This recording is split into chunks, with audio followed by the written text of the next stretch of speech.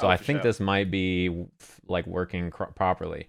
Not at all. Okay, let me recrop the Take your time. Like, let me streaming recrop is a the. blow up. We know this. And What's while up? you're doing that, if I could just take a quick second to say, hey, shout outs to Romola. I'm trying to see Romola in Xrd. Last time I played her was years ago. She blew me up like 30 games in a row. I ain't the Ah, same chip as back then. I We here if see. you want to come back. Deb is a sicko because she's like able to play that game in like 18 frame delay and like just hit Yep. everything. Like even way back when, before the Zoomers got their rollback, like That was the Arc Revo Classic. The wild thing about rollback is that you can learn the timings just once, right? The wild yes, thing about delay based is that you learn however many different permutations of the game as there are frames of delay yeah, you allowed, have to be right? in like flow state. The way I describe it to the newer players is you got to ride the waves of the lag. You got to feel those packets traveling, you know? Oh, that is horrendous. But it's funny because my favorite person probably I played against in uni was a person named 10 Frame Mika. And there were a Mika player who joined my lobby, and you'll never guess, but it was a 10 frame match. And I hit my full B&B because it was in Yo, like let's go. slow-mo. So like I could actually do every confirm and combos so easily because the game is literally in slow motion. I couldn't be hit. My defense was immaculate. I'm gonna Okay. pull us up. Nice. Looks good. I did it. Howdy everybody. I hope you're all doing well. We're This is down. just about you and me today. All right. The Yes. stream's there. What up, stream? Happy to see you. But nah, this is a personal moment starring Pattheflip and Sajam. Yeah, I was Now, gonna say, I think a lot of people in the chat are like really happy to see another Jam Radio, but can you give a little breakdown on who you are and what the people should know about you? yeah, for sure. So, nice to meet y'all in chat. I think I may have shown up once or twice in some of your YouTube videos because Mhm. we both talk a lot about like fighting games, learning mentality, that kind of Yes. thing, community dynamics, right? But my name's Patrick Miller, aka Pat the Flip.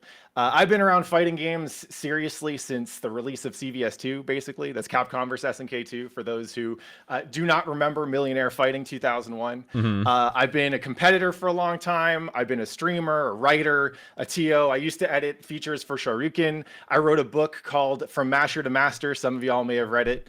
Most of y'all probably didn't. Some of you may have said you read it, but didn't. It's okay. And these days, I spend a lot of my time on organizing the Rev 2 scene, and then I work as a fighting game developer. So, Yes. yeah, I don't know. I was really stoked to get a chance to talk to you just in general because Mhm. I remember meeting you early on. You know, I remember meeting you when you were kind of getting started at Super Yeah. Arcade back in the day, seeing you and Tasty Steve running around. And then I Mhm. see you at events, and every time I saw you in an event, you were like a little bit bigger and a little bit busier, and I was a little bit bigger Yes. and a little bit busier. And so I figured I was like, I'm never actually going to get the time to sit down and like talk with this dude about how Chaos is obviously the best character in Uni. Yeah, he's the Um, coolest. It's and it's been super dope to just see your presence and your work mm, and your craft grow, right? You've had this undeniable effect on fighting games in the community, especially as we experience them online, right? yeah. I was like, I gotta know a little bit more about like who you are, where you come from, kind of how you ended up doing this thing. Because the longer we stick around in fighting Yeah. games, the more I find that like our personalities, our experiences, our approaches really define like how we think about these games, how we relate to them, and how we teach other people to connect to them Oh too. yeah. Yeah, I was gonna say that is like a super good point. I think about how you the perspective and like the way you think about the games has changed so much, which is exactly what I was gonna bring up because I don't know if you know this, but the way you were described to me, I don't think I've ever told you this, but the first time I ever had heard anybody talk about you, it was like, oh yeah, that's Pat.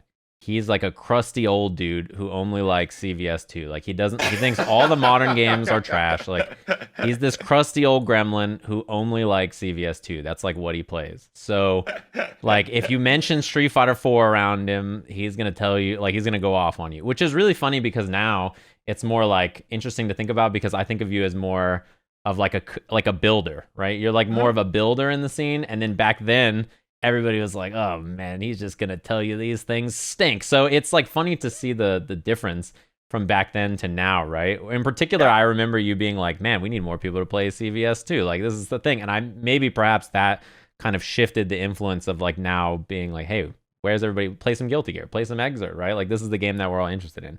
But yeah, that was the first time I'd ever heard you described, and it was so funny to me. You know, that's not the worst introduction, Yeah. certainly. Because And this is like a generational thing that I think everyone in fighting games goes through, right? And this is a great place to open up, because like I wanted to show up on your stream so I could interview you, so that like I get to know you better, but also so that your audience gets to know you better Yeah. and better understand your perspective, right? So this is it's an interesting thing, because CVS2 is the game that got me really deep into fighting games. CVS2 is kind of like a curated Mugen, right? It's like the best of 1990s 2D fighting games distilled into a reasonable package, where you get to choose how to play as one of 6 collections of game systems. Yes. And you got like 40 characters, right? And it's a lot of it is honestly like how much did you play fighting games in the 90s, because that informs how much you already know about this game, right? And so going from that into Street Fighter 3 and Street Fighter 4, I was like, wait, where's all the stuff? I want lots of stuff, right? And that baggage I kind of carry with me, right? I look for games that are dense and that have a lot of stuff in them, because I like digging in really deep and kind of learning and mastering a wide range of systems, mechanics, characters, etc. I want to know, like, I know you first as a KI player, right? Yeah. For me, that was like the game that I think of when I think of early Sajam, came in through KI. KI obviously is a very different game than almost any other fighting game out there. Like, what kind of baggage does that leave you with? How does that influence your kind of formative tastes, right? Yeah, well, for me, before I played KI, I had played Street Fighter 4 and Marvel a lot, right? So I played those games, and then I had played Injustice when that game came out, and I was really interested in that game. And then I played a lot of KI, and I think KI does have the most influence, because KI as a video game has like a sort of constant ask. It's like a give and take from you and your opponent. There's always an interaction happening on the screen. It's super fast paced, so it's like a Street Fighter game that's like cranked up to 11. It's a 6-button fighting game with like, it's got its Street Fighter isms in it. There's a lot of Street Fighter 4 DNA in there in some ways, but then it's like every single interaction is just really juicy, because unlike other games where when you get hit, there's decisions you make, maybe like in a Guilty Gear game. It's like, do I burst or not? Is this what part of the combo can I burst? Is my opponent trying to burst? Every hit is breakable, and you have to decide, do I break this? Is this smart to break? I'm reacting to the move and then deciding, like, not only is this interaction happening, but should I break this or not? Is there a value in this? And you have to weigh it sort of constantly as like you're constantly weighing risk, reward, and decision making of, is this valuable? Do I just let the combo go? I don't care what you do in the combo. I'll take the damage because it's more valuable not to risk getting counter broken. Or do I aggressively break to make you want to counter break more? Or do I play passive? Do I only react to certain things? Do I guess? Is there like guesses that I'm going to make so you can't counter break me? There's like a lot of dense interaction in there. And so like when you play other games, it's hard to find systems, I think, that replicate the same kind of feeling of constantly doing that. A good one that I always think about is Uni. I think the grid system in that game, it's a very similar type of like, do I take the damage? Do I want to end early to try to win the cycle? Is it worth it? Like, am I okay with taking the Oki, even if they have CS? Like, is it scary for me? Does their character have a reversal? Does winning the cycle here matter or not? Like, that kind of interaction is really hard to find, right? It's like not an easy thing to find other games like that. And so KI has and it's also, I'm sure that it has like so many misconceptions about it. As a video game, I think if you played not the most popular Street Fighter game at the time, at any point throughout the last like 10 years, you know what it's like to play a game where everybody's like, your game kind of stinks compared to Street Fighter. It's no Street Fighter 4 or Marvel 3, or like whatever it is, right? Like, I mean, when I first started playing at Super Arcade, the like kind of understanding of every game was like, oh, if you're not playing Street Fighter, the game sucks and the people who play it are bad. And I think I've said this many times on stream, but I was told like, oh, if I picked up Killer Instinct, this is somebody who went 0-2 at Street Fighter 4 in a local. They told me if I picked up KI within like 2 weeks, I could top 8 at Evo. So like that was that's like the level of like respect and understanding other games have, right? So I'm sure you've seen this kind of attitude be prevalent as well. I remember when Marvel 2 was for the people with no fundamentals who weren't really good at fighting games. I see. Right? Yeah, Marvel 2 is like you don't know what you're doing. You're just flying around the screen hitting buttons. You don't know what you're doing. You're just learning long combos. Yeah. I could learn that long combo. I learned how to do air hyper, 3 times. I'm so good at this game. Yeah. No, it's KI. I mean, of course, has been unfairly diminished by Street Fighter players and by a lot of fighting game players for stuff like that. For almost pretty much the entirety of its existence, and it's Yes. super good to see Combo Breaker and there's the grassroots scene rally around it. Like when I saw Killer Instinct at Combo Breaker, that was a big inspiration for me in getting Rev 2, like rallying the community, because I was like, oh, there is room for grassroots communities to continue existing outside like the kind of the standard like what's hype for this year lineup or whatever.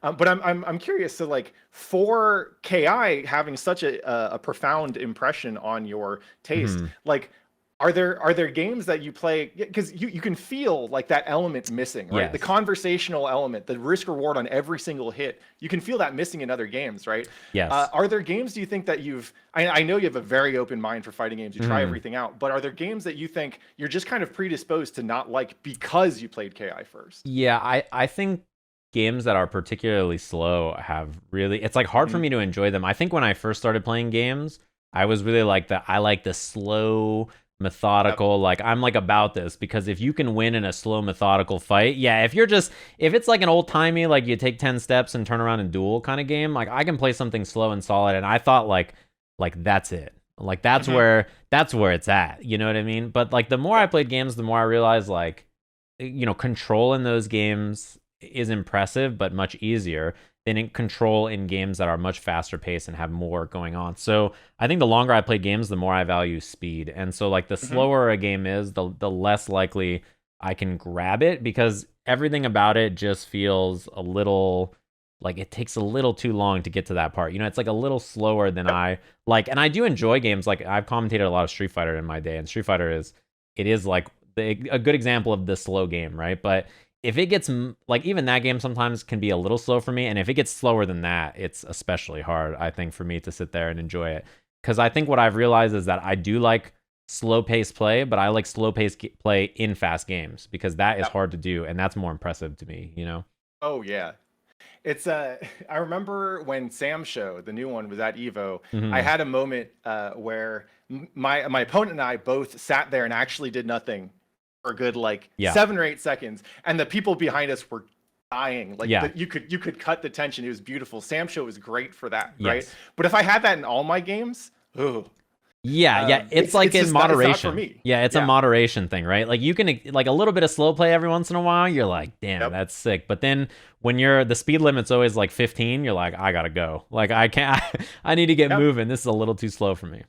Yeah, and these days when I'm playing Exert, I'll play my chip and I'll just stand there for 2 seconds, and it feels like the longest 2 seconds of anyone's life. They're like, wait, why isn't he moving? Yeah.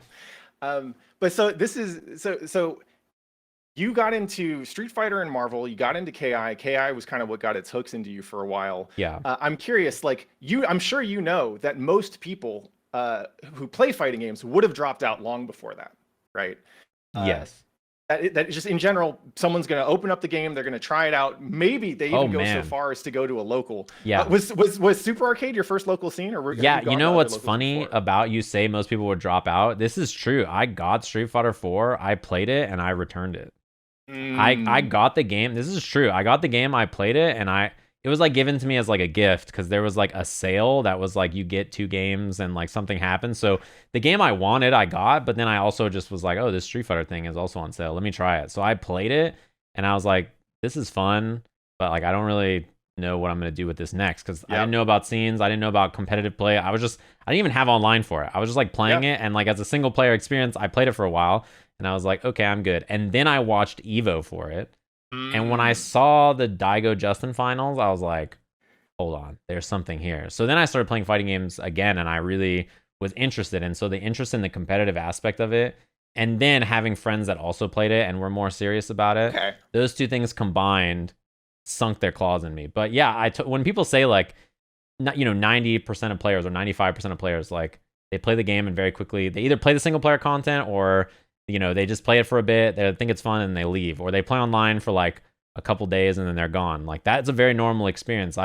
You have to understand that like we are freaks. Like it's not normal to want to play a fighting game for your whole life. We're the unusual ones, not the other way around. I feel like I have to explain this to someone every time I hear the like, how do we save the FGC, or how do we make fighting games more popular for people? It's like, look, if fighting games hit for you, like this, then there might be nothing else in the world that hits for you quite like this. Right. But for most people, they're not looking for an obsession. They're not looking for something to spend literally the rest of their life on. Yeah. Right. So I'm curious then, like, what was you know, you mentioned competitive, you know, Evo and Street Fighter 4 was kind of what got you in the door. But what did it feel like fighting games were like filling something in you that needed filling? Were you missing something in your life that fighting games offered, or was it just like oh, this is neat, I want to learn more about it? I think I'm like this with most games or most things I'm interested in, where the competitive aspect of it is always really fascinating to me. I always like watching competitive stuff for anything I'm interested in, like in general. And I played a lot of team games and stuff, but I was a wrestler, and so the idea of like the one-on-one combat sport being replicated in a video game where like there's no other, it's just you and another person, was like really fascinating, because at the time I really followed like wrestling but also MMA. So that kind of experience was like really tied together for me. But anything I'm interested in, I cannot just like look at something and then be like, oh, that's nice, and then casually play it. I like really get invested in things, and I do casually play things, but even the games I don't play very seriously, I try to look at like the end game for them. So even if I'm playing like a new shooting game comes out, I play like a lot of shooting games, I may play it casually myself, but when I watch it, I like try to watch it at its like highest level, at its peak, and I find that really interesting to watch no matter what it is. So thank you for handling the segue perfectly, because the next thing I wanted to ask you about was your wrestling background, right? Like, it doesn't surprise me. Obviously, we've talked about this a little bit before, but it doesn't surprise me that your wrestling background helped you stick with fighting games, because it meant that you had a framework to think about the challenge that a fighting game provided, right? How did you get into wrestling though? Like, and for people who don't understand, if you're not familiar with competitive wrestling, you know, as it's taught in North America, like, this is one of the most grueling, intense combat sports or just general sports out there. I don't, like, I've said this many times, I wrestled for a long time, and I coached wrestling for people who are like, you know, high school wrestling. I was a head coach for a bit. I almost don't think children should be allowed to wrestle. Like, it's it is an incredibly brutal sport. Like, it is so bad for you. But the reason I got into it actually is like, my dad and my brother were both football players, right? And so they were like, you will play football, right? So I like was like, okay. So then like I looked at it and I was like, I don't want to play sports ball. Like, this is not for me. I don't like this. So then instead I was like, well, are there any like other sports that are like super tight? I was like, is there any other sport that I think like, oh, this is really cool? So I like saw wrestling as an option, and I was like, this looks like it's pretty fun. Like, it's on you. It's not like a team thing. Like, I'll just try this. I'll do wrestling. And like, I think the way it works is you had to take like PE, like physical education, for other places for like 2 years in high school. So I was like, I'll just try wrestling. And if I like wrestling, maybe I'll stick with it. So I tried it, and then I loved it. And then I was like, okay, I'm a wrestler. And this is actually true that my first year of wrestling, I wrestled probably like 30 something matches or something like that, and I won one match. That was my first year of wrestling. I got destroyed. I won one match my very first year of wrestling, and I had a great time. How does that stack up with your early fighting game experience in terms of wins and losses for your first 30 games? I've always probably really bad also. My strategy in Street Fighter 4 was very simple. Like, Abel had a command grab. He was a wrestler, so I was like, I'll play Abel. He's a wrestler. He had a command grab and he had a roll. And in my mind, I was like, the roll gets you near them and then the command grab hurts them. So you just do that move into the roll. Like, so that's my strategy was I would heavy roll across the screen and then command grab them. And like, that was what I did. And like, if it worked, I was the greatest player of all time. And if it didn't work, I fucking died. Yeah, roll throw is also very strong in CVS too. That's true. That's true. I certainly understand where that comes from. As a wrestler, right? We understand that you are, you know, a KI player. And actually, I don't even know what kind of KI player you were, right? Like, what was the kind of things that you were working on when, you know, you kind of last picked up the game, right? Where were you in terms of your overall KI development? Was there something that you're like, oh, this is the next hump that I need to get over, or this is the next skill I need to refine or develop? Like the last time I played the video game, or when I was first playing it? Let's say when you at your the last recent competitive moment, right? I don't know if you still think of yourself as working on KI stuff right now. No, but I did. The last time I was playing it very seriously was probably for Evo. I was playing it a lot, and then so like I went to Combo Breaker. I made top 8 at CB, which was really cool. And then I was like going to Evo, and I was like, all right, and I'm let's see how I do at Evo this year, right? And like I was really excited for it, and then I died to Domi Cinder in top 16 of Evo, which was like so tragic to me because I almost beat him and I made like one error or something. Like I tried a shadow counter, which is like, it's like you can do like a counter out of block stun, and like on a 2-hit move you block the first hit and then you shadow counter and then the second hit gets beat, right? So it's a really effective answer to multi-hitting moves, and I like mistimed it and I got it after the second move, and then he punished me and killed me with like an 80% bomb loop or something, and I died. And then I lost in losers, I think, to like Conraw player, which is like he's really strong in that version of the game, and so I was like so sad. But at the time, like that I died in that tournament and I was thinking about it, my improvement was largely on control because the game was so fast, right? So I played a character who was like super mobile, but my goal was to like use that to slow down the pace of the game to a way that I could benefit from. In the first version of the game, I played like really aggressive with the character that I had because I was playing Saberwolf. He was really good. His offense is excellent.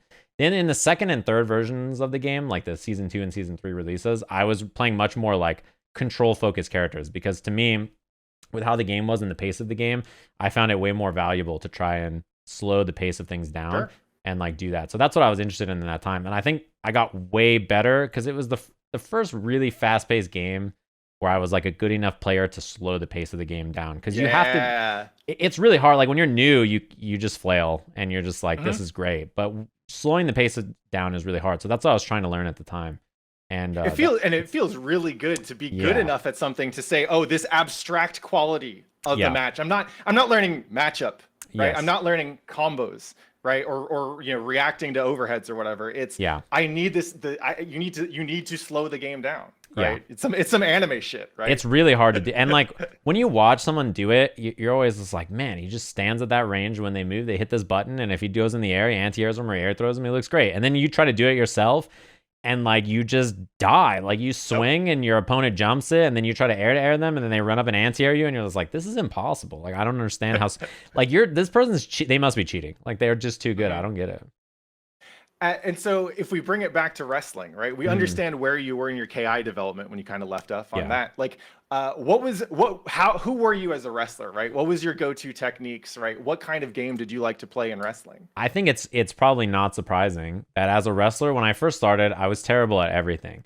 And so my goal to improve was, a lot of people, like I knew other people who did much better than me. I had a friend who, this is how he is in life. Like he picks up something and like he was very good at it to start, but his strategy was very short term. So when we were both new, his strategy was like he had a move that he would do that's like a very gimmicky all-in move, and it hit every other new wrestler. And if it hit, he won every match that it hit. And if it didn't hit, he just lost and he couldn't do anything. So I was the opposite, where my method was like, okay, I'm going to learn to be fundamentally sound. I'm going to learn the most important fundamental defense, like the most basic solid offensive options. Like in wrestling, if you don't know, there's neutral, which is where you're both standing up and you're on your feet and you're wrestling, right? And then there's top and bottom position, which is like if you're in the top position, the other wrestler's down and you have advantage, right? You're like, it's easy to score points and you can try to win from there. If you're on bottom position, you're at disadvantage, and your goal is to try to escape and go back to neutral, right? My ability to, my neutral was great, and my ability to escape from bottom was great. On top, I could not score a single point. Like I had no offense from top. Like all I would do on top is like just let them go back to neutral and win, which is like a very fighting game kind of idea, right? Where like my offense was like so basic, and then I would just like go back to neutral and win neutral, which is like a common idea in fighting games too, right? Like it was like I'll just go back to neutral and win the neutral over and over. I had not considered that there would be a zoning archetype in wrestling of all sports, but you managed to figure that one out. Good shit. And like the funny thing is like what I learned really good throws and throw defense, and I had a really strong defense. Like I had excellent takedown defense, right? So basically, as soon as I got the lead, I would just effectively turtle the rest of the match and either force them to be aggressive and then land a throw and then the match ends, or use my great takedown defense to like get points, let them back up, etc. And so I got excellent at not stalling while stalling, because in wrestling you can get in trouble for wrestling has negative penalty. So if you don't do anything for a while, the ref will call you for stalling, and then after getting some stalling warnings, they start giving the other person points. So you have to effectively learn to stall without getting called for stalling.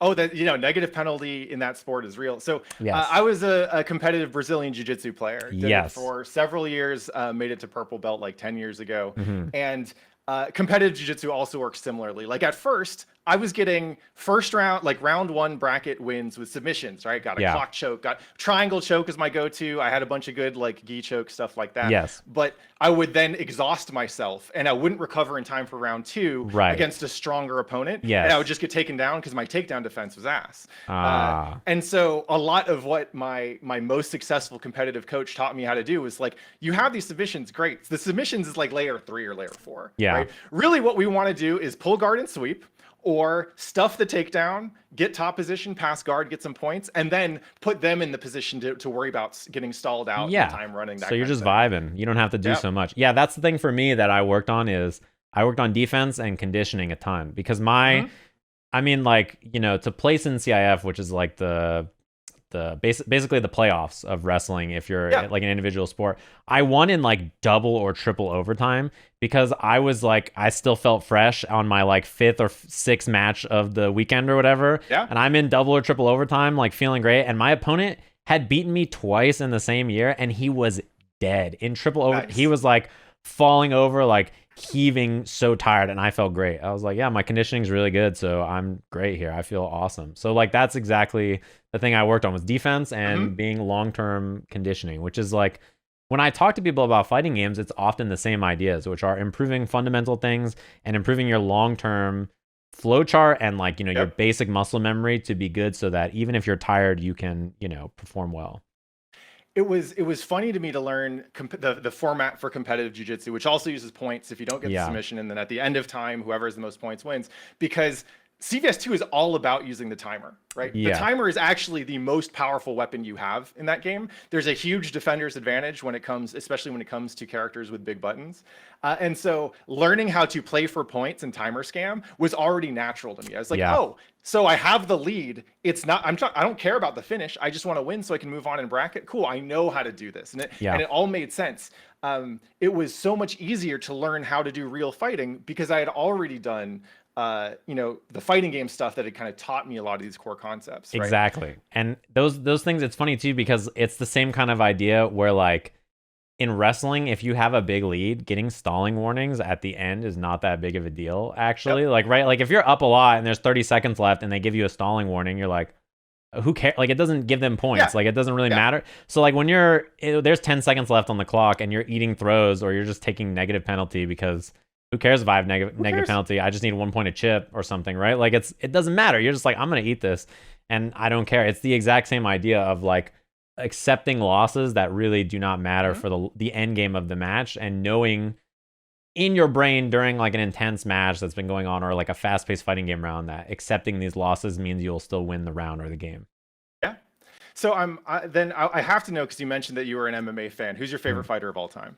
My favorite fighter of all time is GSP, George St. Pierre. Wow, Mr. Timer Scam himself. The legend of having a jab and a shot and maybe the least offensive. Like all he did was wrestle, get on top, do a little ground and pound. It was like ground and tap more than ground and pound, if I'm honest with you, and get the job done. When I was an MMA fan, I was a big GSP fan because and then when he got that strive counter hit from Matt Serra, right? Just the one and top, blow. Oh, I guess you're done, homie. That was you hate to see. I'm not impressed with your performance. That was like, when your homie just gets like one chance in bracket and dies, and you're just like, he's the better player, but he got one chance. It's unlucky that happened to him. That was what happened. I was like, unlucky, TBH.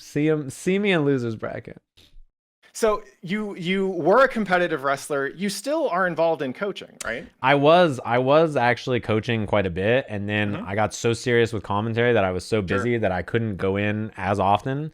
And then in the year of 2020, in like January, this is true. I was like, I'm gonna go back and do some coaching. I'm gonna like go do some wrestling coaching. Like it's time, right? And I like in Japan for Evo Japan in January, back when everybody was like, this COVID thing's going around, and we're like, psh, whatever. And I saw there was like a submission wrestling place like across the street from my hotel, and I saw it, and I was like, that is awesome. I should go back home and do some wrestling. Like it's been a while. and then COVID hit, and I haven't done any wrestling since. I've been like eager to go back. I was like, man, it sounds like such a good idea. Well, so when you were coaching, it was collegiate wrestling or high school? High school wrestling, yeah. Okay, so you were many like young people's first encounter with a combat sport, right? Yes. Um, obviously there's obvious analogs to what you're doing with fighting games now. We'll get into that, but I do want to know, like, what are the kinds of things, like, you went 0 and 30 or 1 and 30 for your first 31 matches, right? And you had to endure wrestling workouts on top of that. I cut a shit ton of weight. I cut so much weight. You probably would be like 8 inches taller if it wasn't for that, right? Yeah, my dad is way taller than I am, and I'm just gonna blame weight cutting entirely for that. So what do you see, like, young like new wrestlers, like, what kind of mindset things do you have to get them over, right? How did you help them get involved in what is, again, one of the most physically brutal sports out there? Yeah, I mean, it's a lot of things. I think there's a few things that are like probably not surprising about coaching young wrestlers. One thing is that we never ask new wrestlers, especially wrestlers that are like, this was not like this, by the way, when I wrestled, but when I coached, we never asked young wrestlers to cut weight, really. It's like not something we ask to do, because cutting weight is an incredibly brutal part about any sport that has weigh-ins, right? It's like a very normal, I mean, you talk about in MMA, they talk about it in boxing, they talk about it in any sport where weight cutting is a big deal. We do not ask them to cut weight. That's like a first one, because cutting weight when you're young is very bad for you. It turns out that not eating for days or whatever is like particularly bad for your everything. So that's one thing. But the other thing is, like, when it comes to coaching young people and like coaching in general for wrestling, it's like a very physically demanding sport. It's a very mentally demanding sport. And so I kind of think about this. I had this sick teacher in high school, and he was a language teacher, but all he did was teach us life lessons, and he didn't teach us the language at all, really. All he did was teach us life lessons and like how to improve yourself as a human. And so, like, as a wrestling coach, that was kind of also my thought process, which was like, hey, this is a very demanding and difficult thing to do. So, like, however I can help you get through this is my objective. And I'm not going to ask you to do anything that I think is too difficult or too hard or something that I wouldn't do alongside you. And I always want to try to be helpful if they need help. Like, I'm sure if you've ever taught or coached or helped anybody, sometimes they get real frustrated with you about certain things. I tried this thing you said and it didn't work and this and that. And like, you are okay to take a bit of a beating from the student even sometimes, because you understand that like what they're going through is very difficult, and it's like losing sucks. We all know that feeling. And like, it's okay to be a punching bag sometimes. That was something that I was always okay with. I had somebody, like one of my students, one of the kids I was coaching, screaming in my face before about a decision I made that they suggested, and I was just like, yep, I'm just gonna let this happen because I get it. Like, you're going through it. It's tough. So yeah, the goal was to be as supportive as you were tough, right? And at the same time, be reasonable about your expectations, and also, help in whatever way you can, but also understand that everybody learns a little different, right? So, be very understanding to, like, some kids you would just demonstrate a move and then they could do it as well as you could within 5 minutes. And then some people you really have to like take their arm and put it here and take their leg. Your left arm. I need you to take your left arm to grab. Yeah, absolutely. Yeah, your right arm goes behind their left leg. They're like, oh, I'm like, oh God, this is not good. I used to teach jiu-jitsu, and I also used to teach boxing. I taught it was mostly like, it was high school kids in East Oakland. There's a nonprofit boxing gym that was like there to kind of give the kids something to do besides get into like gang trouble and shit. And it was remarkable to me how, like, kind of what you're describing, right? Like, everyone learns at different rates, but everyone also has different expectations for how they perform, right? And those expectations often were not coming from the coaches like us. They were coming from like their parents, who are like, oh, you're going to be the next champ. You call them champ before they leave the house or whatever, and you're like, I understand what you're trying to do here, but now this kid is throwing up after workouts and thinking that's a good thing. And I'm like, we cannot do this. Yes. Right? Yeah, this cannot be this way. And also, like, as you say about expectations, there are sometimes too where there's kids where like the goal was like, holy shit, you did this thing we taught you, like, hell yeah, you lost the match, you got smoked, but you did the thing right. And then there's other people where it's like, you need to beat this kid for seeding, because he placed like third at this tournament that just happened back there. So if you beat this kid, your seeding is going to be better for CIF next weekend. So like, you really, you know what I mean? It depends entirely on the person. And like snapping between those modes is it takes a lot of getting used to, for sure. Yeah. So now we arrive at present Sajam, right? Hmm. And you are essentially doing a lot of the similar work, but to people on the internet, Yeah. right? I like to joke because my wife Irene and I are very heavily involved in kind of bringing the newbies up in our local Rev 2 scene. Yes. And we like to joke that we're raising kids. It's just that their age starts at like 18 or Yeah. so, right? But it's like, you know, your parents ain't here to teach you how to do this, so we'll go ahead and teach you, because it's Hmm. not just about learning the game. It's about equipping them with the skills and the mentality that they need to have a productive engagement with the game, right? So they're Yes. not beating themselves up or being too frustrated, right? Yeah.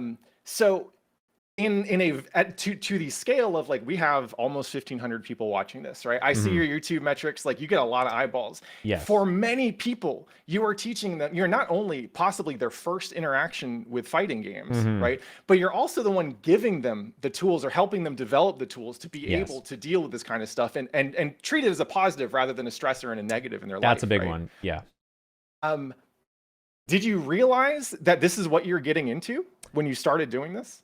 I have always been interested in teaching and coaching. I've always liked it. It's like the first things I did when I started doing YouTube back in like 2010 or something was like Mm-hmm. guides and tutorials and videos, because I like teaching a lot. And when I was young, I wanted to be a teacher. That was like one of the Yep. jobs I was interested in doing. So yeah, for me that is a big part of it. And as you say, one of the objectives for me has always been, I I do not like trying to be exclusive with the ideas I'm teaching, or teach Yep. specific things like teaching a combo or teaching how to do something, right? My objective is always to be general and help as many people as possible. So a lot of people have, over the years, there's many people who have messaged me and been like, "Can I get personal coaching?" Or people who Sure. have, I get DMs or asked all the time, "Hey, do you want to like, work for this site or that site, or there's many coaching sites out there now, and do you Yep. want to do this? I've made X thousands and thousands of six figures coaching on this website or whatever," right? And it is a lot of money. A lot of people make a lot of money coaching. But my objective has never been to make money or to do it in that way. My goal is always to try and create stuff that as many people as possible can take and Mm-hmm. improve themselves with, and not just like, I really think it's important to teach people general ideas and concepts and mentality and things around games like that. And rather than just like, this is how you do this specific combo or this specific idea, it's way better, I think, to teach them how to practice and improve and get their mentality better, or understand how to approach things in a general, more like, awareness of what you're trying to learn, rather than like being given an answer and not knowing what to do with it. You know what I mean? Mm-hmm. Like, how do you find that answer and why is that important, rather than just, this is what you do, this is the thing. Like, Yeah. it's when someone asks me like, "Hey, I get put in this situation, what can I do?" It's never like, "Oh, your answer is this." It's like, let's look at why this is the answer, or like, Yep. how do you test how to get out of that, right? And like, I've probably demonstrated how to use recording functions in training mode like 300 times in my life. You know what I mean? Like, that's just, it's an Yeah. idea that you have to keep representing to people. And that's, to me, the idea of how to do it. I really want to be general with how I help people.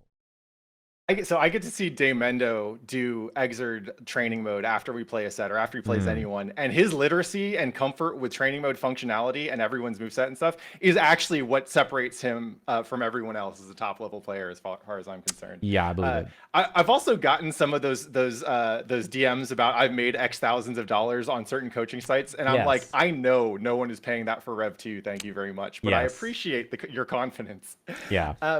So teaching too is a craft, and it's one that you've been refining for a long time, right? You Mm. use the medium of Twitch and YouTube and all kinds of other stuff Yeah. to kind of impart these lessons, to again give people the tools to deal with this kind of stuff. Yeah. And of course, we inherit some of our teachers' strong points and weak points, right? So Yes. like, my most competitively successful jujitsu moments came at a gym that had a largely very toxic attitude towards competition, Hmm. and a lot of very like just kind of overbearing, almost like military level of discipline, because that's what the coach came up with, and that's what got him to his level of competitive success. Yeah. And I had to unlearn a lot of that when I started working with especially young men, because they were so receptive to it, that I, eventually it took me some time to realize that even though this might lead to competitive success, that it wasn't teaching the right lessons in terms of how they got there, Yes. right? um, we are all works in progress. We're all Hmm. refining our craft. You've been doing this for like, I mean, you've been all in on, I think, streaming and YouTube and content for a long time. And a lot of that is explicitly educational. Yeah. Um, I'd love to know, like, what are the things you're working on? What are the blind spots that you're trying to cover? Like, what are, if you think about early Sajam Mhm. students, if you will, like, what gaps would they have that newer ones might not? Yeah, I think about it a lot actually in relation to my commentary too, right? So like Hmm.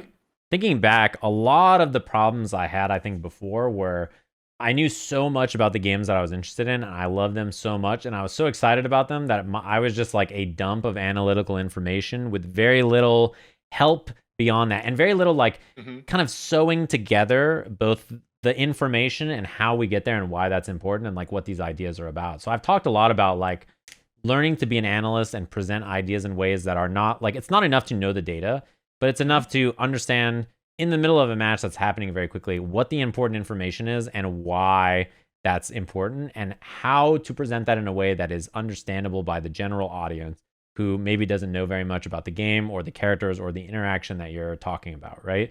And so I think a lot of my very early stuff was like very dense, very like this is how this works, this is how that Yep. works.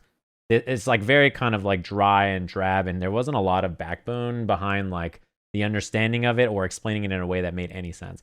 And I don't think I even learned that from someone in particular. I think that was just my style. I was just like, this is the information. This is how this works. Get it done. Looks great. And I kind of learned these examples from so many different creators who are like a little bit better at explaining, like especially creators who are good with analogies or like creating like funny metaphors or ways to teach you without Yeah. boring you to death or being too like dense, right? When I see creators who are too dense, I'm like, yep, that's not going to work. I don't think that's not going to get people to where they need to be sometimes. Some people are okay with that, like a good Yeah. example is in Dota, like everybody knows who Purge is. He does like these 8-hour patch breakdowns where he talks about every possible interaction and idea that could come out of like something. And then meanwhile, I'm like, yeah, I'm gonna do an hour talking about the patch, and we're moving on. Like, I don't have time to do all this. So yeah, I think about that a lot. I do know what you mean about the sort of toxic environments. I definitely lived in those, and I definitely know people who's like, I have learned from both mentors in terms of like wrestling and fighting games and teaching and life, who's Hmm. they have very effective teaching styles that are I did not like, or I realized very quickly I do not resonate with, and I don't learn this way, or I don't like learning this way, or being involved in this kind of a thing, and like I just take that as something that I don't want to do instead. It's like I Yep. just use it as an example of like, okay, don't act like this, don't be this person. So I do want to give a sec because I feel like if there are any of those creators that inspired you watching this, they would like to know, oh man, it was a piece of something that I did that ended up Mhm. inspiring Sage. Like, what were some of the most formative stuff that kind of informed your approach to content and to teaching?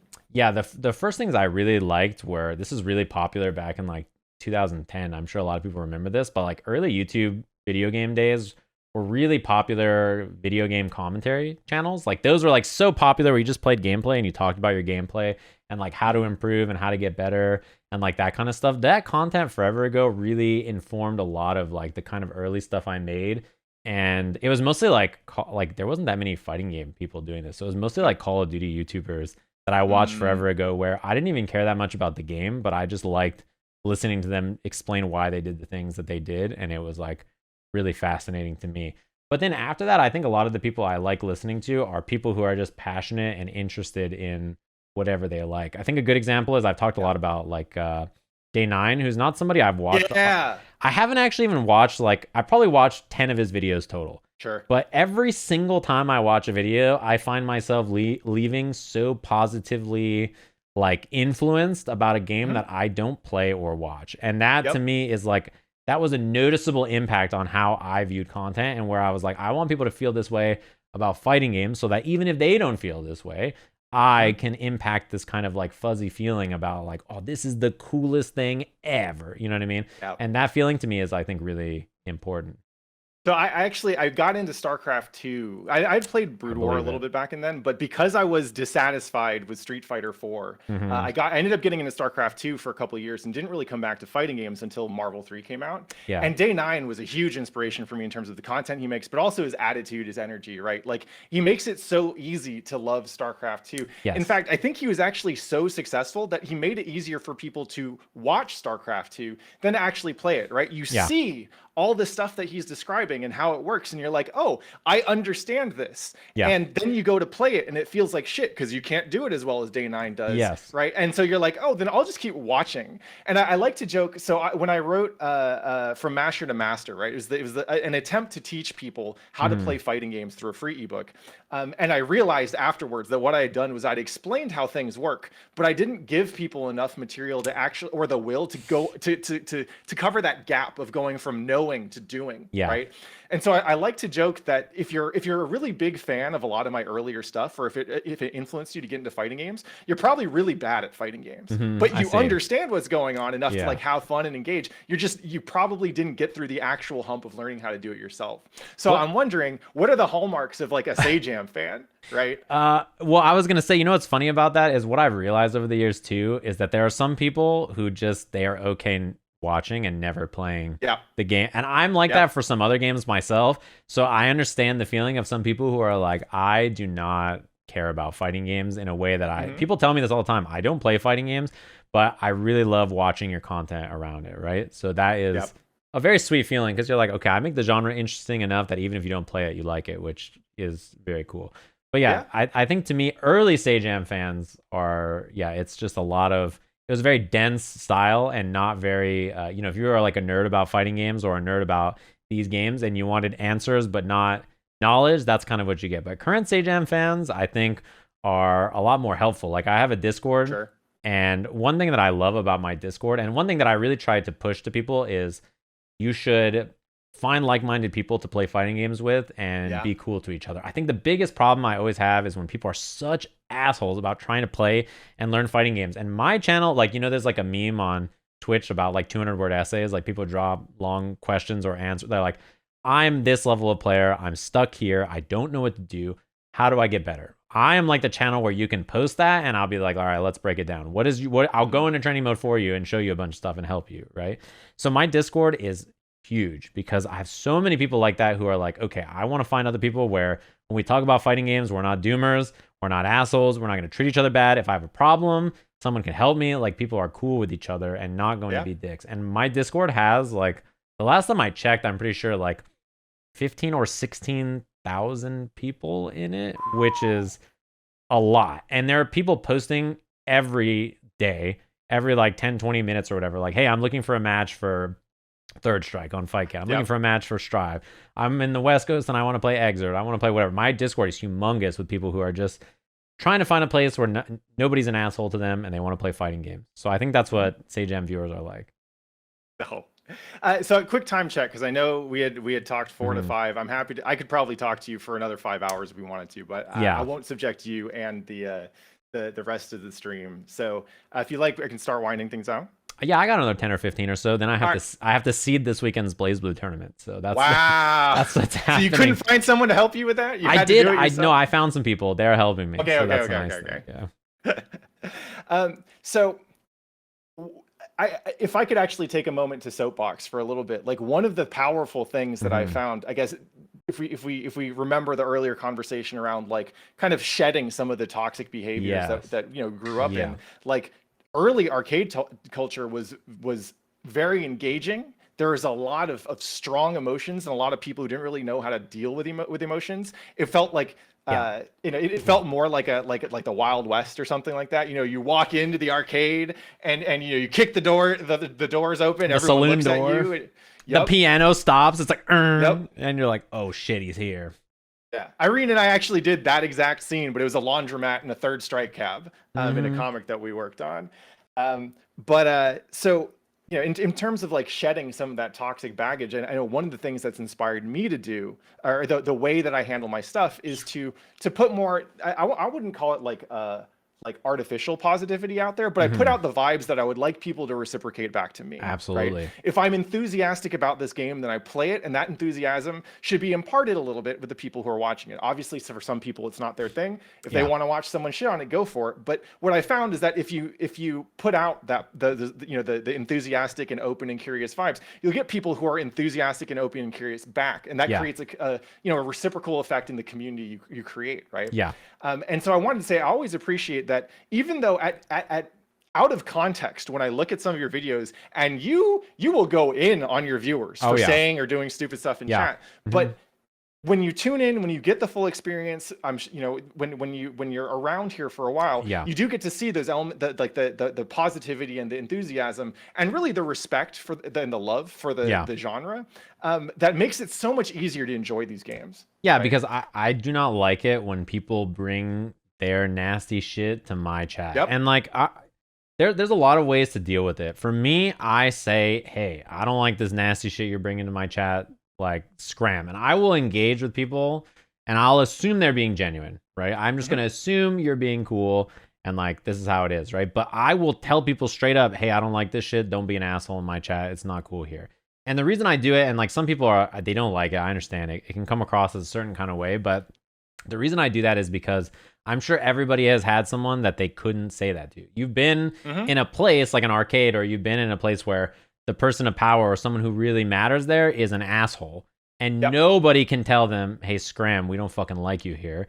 You just have to deal with the person that's being an asshole and is rude to everybody. And it's like every day, the person that's the least likable human ever is still here at my local gathering. And you're like, oh, here they go again, right? So for me, it's like, I'm just trying to make sure everything's cool. And like my methodology is like, if you don't like something I'm playing, or if you don't like some game, I have no problem with it at all. In fact, if you think all the games I play are pieces of shit, that's totally cool with me. I don't have a problem with you.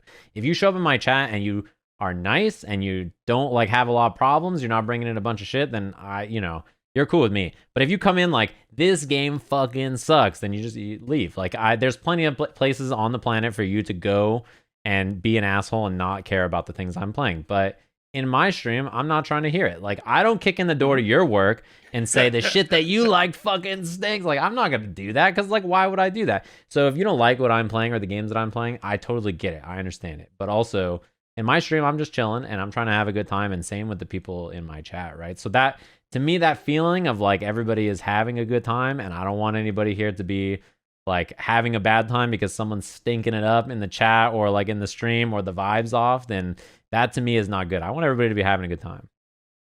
And I hope this is something that everyone, because, people who watch your stuff or who watch my stuff go on to also make their own stuff, right? We inspire people to create content, to put themselves out there. And I hope that y'all can take from this conversation that it really is that the vibes that you put out are the vibes that you'll give back, right? And so if you end up doing this for me was actually, before I even got into content creation, this was my experience playing Third Strike and Street Fighter 4 and Street Fighter 5, where I just realized that these aren't the kinds of games that I like. But rather than accept that, it took me a long time to realize that I was in fact a Guilty Gear and CVS2 and Marvel player and not a Street Fighter player. Right? Because there's a lot of time where I was like, if I don't play Third Strike, then I don't get to play fighting games. Like, you go to the arcade, no one's playing the games I want, just like you and KI. I'm sure a lot of people don't understand that in the modern era, but people will meme about dead games and stuff when there's so many people to play.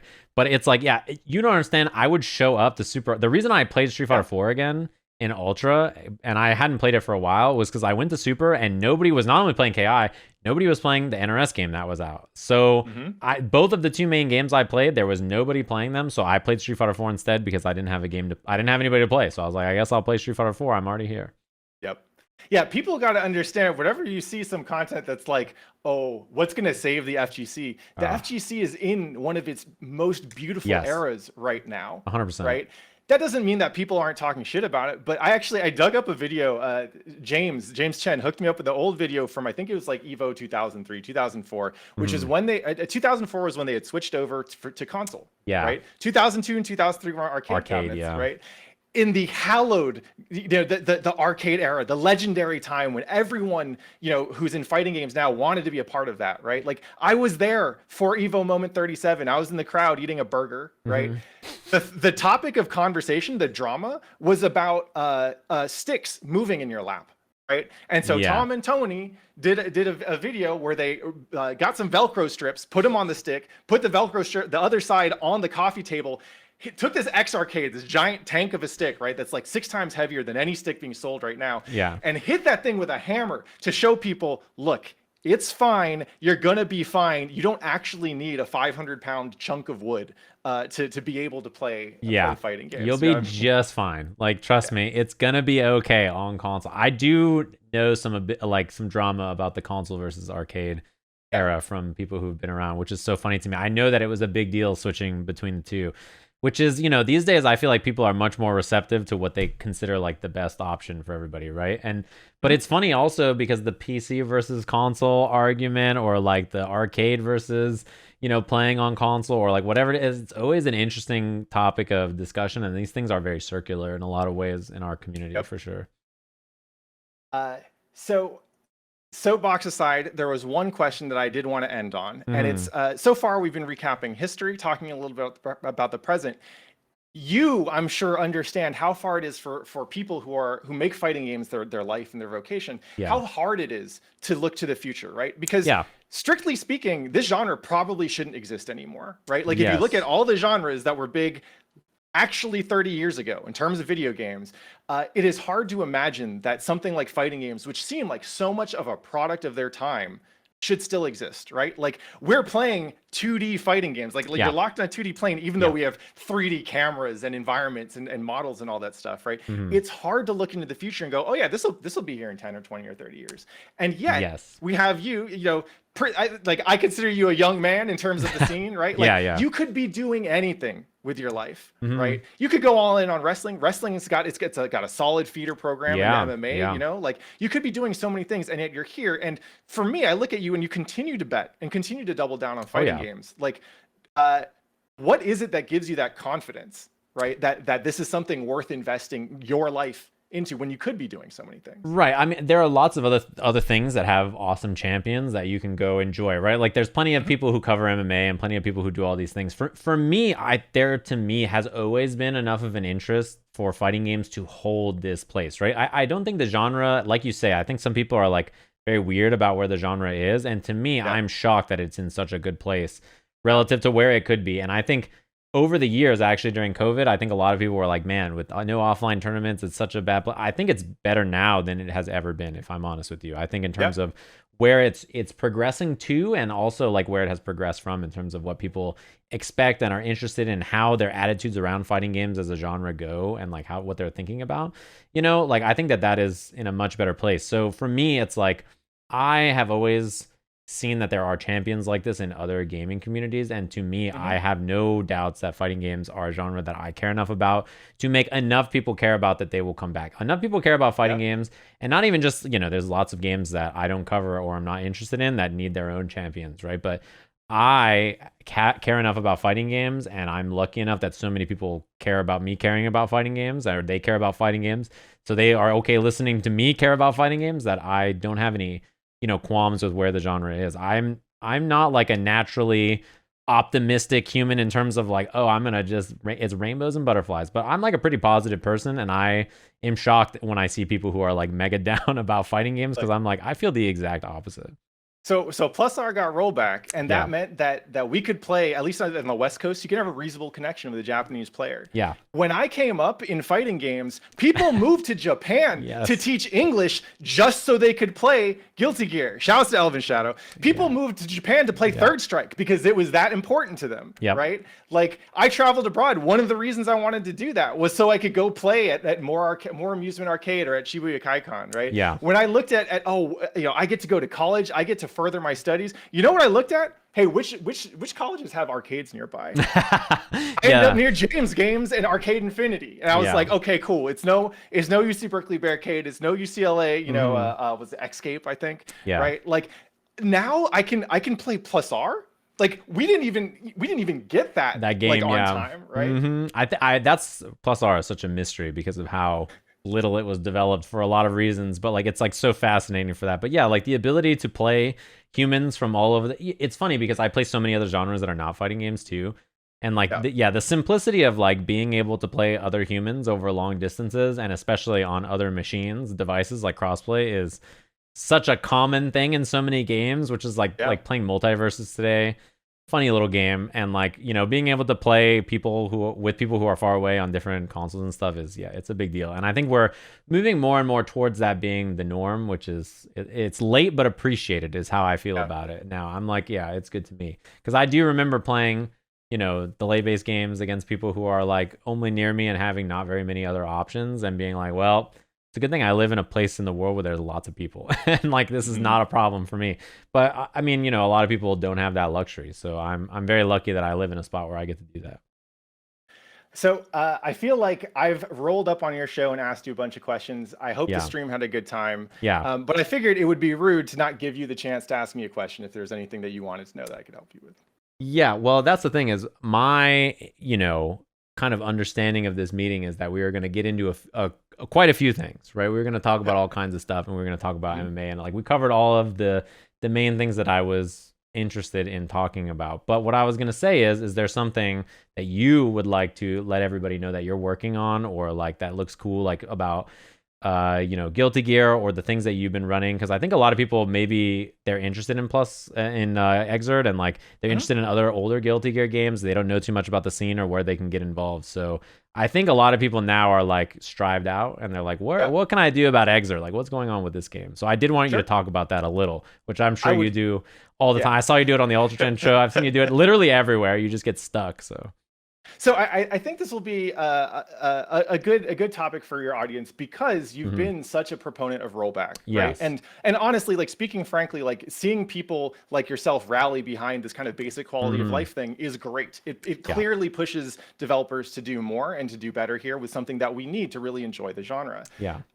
Unfortunately, the game I love does not have rollback, right? And but it's created a really interesting, it almost reminds me of early fighting game grassroots organization, where if you don't have viable netcode, then what you have to do is organize locally, right? And so a lot of the work that we started with the Play Guilty Gear crew in NorCal was coming from one of the Play Guilty Gear co-founders, Landline, likes to call this Pattheflip's vision. And he says this whenever I get washed on stream by someone who came up. He's like, this is what you wanted. You wanted to grow the scene so that you didn't have to fly out to the Midwest or the East Coast or Japan to get solid competition, right? And that is it's certainly it's one of the strongest reasons why we did this. I was like, I want people to play this game with the net play is not sufficient, right? At least not at the kind of player density that we're at. So we're going to have to figure out something else. We're going to have to get creative. And what we did was really just kind of re-energize the local scene with new player brackets, beginner brackets, show matches, consistent locals, like that kind of thing. And it's been super hype. I love beginner brackets, by the way. I just want to say they are so nice. They're great, and often they're a lot more exciting than the high level play, because in a local with high level players, you usually know who's going to win. But in beginner brackets, anything can happen. And right? Also, you see shit, you're like, I didn't even know that worked. That happens to me so much in beginner brackets. I'm like, I didn't even know that interaction was possible. So we started out doing this in NorCal. That inspired the SoCal Wednesday Night Fights crew and Wild West Guilty Gear to really pick up on their end. We've just seen this chain reaction where anywhere, especially if there was a dormant Rev 2 scene, or if there were people who wanted to play the game, we just made it easier for them to celebrate the fact that they love this game, and that would start to form new beginner brackets or new weeklies. So now we have Rev 2 net play events going on almost every day of the week, right? We run Rev Tuesdays, which is open to the West Coast, and then anyone else who can connection test in. Thursday Exert Throwdown is run by the Midwest crew. Midwest has been holding it down for Guilty Gear forever, right? And so now they have their own net play local. On East Coast, there's a bunch of TOs. I see Minitums in chat. Manny Blaze just brought back a Tension Pulse inspired show match series, so first to sevens for net play. And that's cool. And they just ran their first one yesterday. It was a blast. Got to see a lot of Jam action on screen. I know you love that character. So demon character, I do not like Jam. I've never been a fan. And by the way, Romola, if you're playing and you want to play on Deadass Guilty Gear, you know where to hit Manny up, because I'd love to see you and Pep dust off the Exert sticks. That would be so sick. Yeah, I would be so down. I mean, it's funny because every time Deb goes back and plays Exert, I'm just like, man. Yeah. I used to remember years ago hosting her stream when she was like playing Exert against like Stank, and just like being like, I don't know how you do this on this connection. So yeah, it would be sick if she played a set. That'd be pretty tight. She does miss Soul 2D. That's true. Yeah, I'm not surprised. That is, I saw someone burst bait that just meaty Soul 2D, and it went right under the gold burst. And I was like, this is the game we play. It's beautiful. Right? But essentially, like, we all know that the net play experience is not delivering Yeah. what we want it to. Yeah. And so anyone who chooses to play Rev 2 over the other games there is in there knowing I'm here because I'm playing the game I love, even though the experience is subpar. Oh, yeah. Right? And that brings us together, right? Mhm. It isn't the greatest in termes of the player experience, and it makes it really hard to reach out to Yeah. regions that It's a don't natural have good barrier. infrastructure. Yeah. I think we just saw the southern east North American beginner bracket. It's called Blitz War, and we've had a hard time getting the South to really be able to organize a scene Yeah. because a lot of them were dependent on existing TOs like the CEO folks, for example, like really continuing to run Rev 2. But if you play smaller games, and this is really like, y'all, if you want to get into Rev 2, you can hit me up. You can hit up anyone up, and we'll point you to the local chapter. We'll get you in the right Discords. We'll get you those matches. Delay based is not the greatest, but if you can get like 3 frames to someone, it's definitely playable. 3 to 4 frames is ideal. But the real thing is like if there was something that I could have gone back and told young Patrick when he played CVS 2 and then got into Third Strike and was like, I don't like it, right? It's that you don't have to play the games that are the big things if you don't like them. Yeah. Right. There is a more flourishing grassroots scene out there for every single fighting game than at any other point in human history. Yeah. Really. Right. If you try a game out and you don't like it, that's fine. Keep on trying. There's so many fighting games out there. You can find something you play. And even if there's only a couple people playing it somewhere, you'll probably have a better time playing it with those couple people than you will trying to play the big game that everyone's trying to get into. Yeah, especially if it's not for you. Like my recommendation is the same thing. If something is not for you, despite its popularity, like you cannot drag your feet trying to play some shit that you truly do not like. It's not worth your time. I promise. You will not have a good time. And you will be sort of like spiteful to the game that you play because of it. You know what I mean? Yep. You could just be playing a game you like and having fun, even if the online is not great. Like, I've been running these Choose Your Fighter tournaments with Microsoft, and 2 of the games we've run have been Uni and what's it called, Granblue. And obviously the online play for both of those games is bad. And they're like, look, we know it's bad, but we have scenes everywhere and we don't care. Like it will deal with the online being bad. And if you are in a place where you want to try to play with other people, like we're down to play. Like, trust me, it's not a problem, which is the right attitude to have. You know what I mean? I do not recommend dragging your feet playing a game you think is bad. If you're not having a good time, that shit is not going to be good for your life. And you might come back to it later with a different perspective and realize you actually do like it. Like I didn't like Third Strike because it was replacing CVS2 as the game that everyone around me was playing. But when I come back to it 20 years later and it's just another game of many that I could play, it's much easier for me to enjoy it for what it is. Oh yeah. Right? Or like I started messing around. I mostly haven't really played Strive since the first month or two, but some of my coworkers started to get back into it. And actually, it was Marlon Pie who was like, "Oh, you should play Happy Chaos." Yeah, he's been playing a lot. Yeah. So I started playing Happy Chaos, and I'm like, this character perfectly lets me do what I want to do in this game, which is mostly make people regret playing the game, but in a way that's still net positive for our interactions overall, right? Yeah, and I have seen that Deb versus Sajam, where you're just getting crushed over and over and over. And I do want to learn how to do that in Strive. Yes. You know what she said? I was watching. She was playing some character sometime, and then she switched to Happy Chaos and she said interaction privileges revoked. And I was like, that is like such a broken, your privilege to interact with me is revoked, which is that's how a good zoner should feel, right? You should be like, help, like this fucking help. That character is, he has a fun game plan and he has executionally an ask from you, which is, I think, pretty nice. I think for a lot of people who really want to spend some time doing something that's fun on the hands and the brain. And for my money, when I started actually messing around with Happy Chaos, I was like, oh wow, this is the most Guilty Gear character I've seen in Strive, and that is no mean feat when it comes to what what kind of work you have to do in character development to get to fit into the box that Strive has created. So man, it's a shame too, because I was thinking about it. It's a tragedy that Goldlewis also only exists in Strive to me, because he is the coolest Guilty. He is so the design for that character is like, it makes me wish that they had come up with him like 20 years ago. I'm like, this is the coolest character ever. Goldlewis is so tight. If there's one thing that I would love to say about like Guilty Gear's development across its decades, right? It's that they understand what's cool about Americans more than Americans actually do in our character design. And it's amazing. Goldlewis ships enough, like, oh man, just mwah. I don't know how they have no business making Americans so cool that you think they're Japanese. You know what I mean? Right? Like you're just like you're like, why is this guy so cool? And then you're like, he's American. That doesn't make any sense. Like you're like that doesn't because like Americans aren't supposed to be cool in fighting games, especially Japanese fighting games. They're supposed to be like whack characters who think they're sick. Like you know what I mean? But like they just find a way to do it. I don't know how. All right. Well, I will happily let you get back to the TO duties Yes, of seating a bracket. It's very important. You know, if you mess that up, people are going to have a hard time. They'll be outside my house. Yeah. We're out here putting together the seating right now for Rev 2 at Combo Breaker. So if anyone wants to tune in there, I believe it will be streamed. And, you know, we keep on holding it down for Rev 2. So if any of y'all in stream or any of y'all watching the video want to join us, hit us up. We'll be more than happy to help you find your local Rev 2 community. And, you know, Sajam, it's been a pleasure. Maybe next time we do this at my place instead of yours. Yeah, that'd be tight. And if y'all wouldn't mind, I need y'all to love your lives, be good to one another, and play some motherfucking Guilty Gear. Thanks, y'all. It's been a pleasure. Yeah, it's been dope. I'm sure I'll catch you back on here again sometime or on your stream because I feel like every Jam Radio ends with me being like, we should talk again soon. Yep.